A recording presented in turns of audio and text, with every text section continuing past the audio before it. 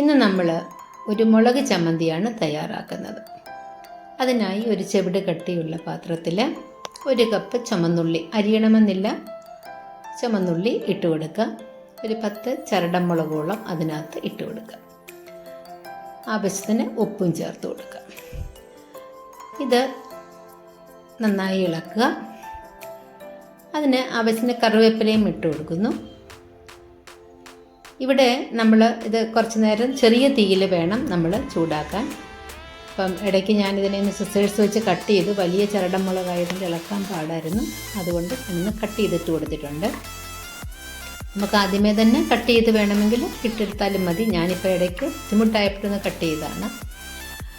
അപ്പോൾ ഇതൊന്ന് നല്ലൊരു ഇതായിട്ടൊന്ന് ഒരു ചെറിയ ബ്രൗൺ നിറമായി. ഉള്ളിയൊക്കെ മുളകിനും അതുപോലെ തന്നെ ഒരു ബ്രൗൺ നിറമായി. അത് കഴിഞ്ഞതിന് ശേഷം കുറച്ച് നേരം അത് ആറിയതിന് ശേഷം ഒരു മിക്സിയിലെ ജാറിൽ, ഇവിടെ വെള്ളമൊന്നും ഒഴിക്കാൻ പാടില്ല, നന്നായിട്ട് അരച്ചെടുക്കുക. അരയ്ക്കുമ്പോൾ ഇത് 2-3 വട്ടം ഒന്ന് ഇളക്കിയിട്ട് കൊടുത്ത് അരച്ചെടുക്കുക.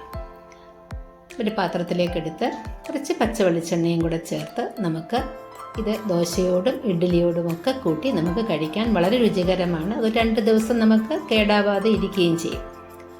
ചാനൽ ഇഷ്ടപ്പെട്ടാൽ സബ്സ്ക്രൈബ് ചെയ്യാൻ മറക്കരുത്. Thank you.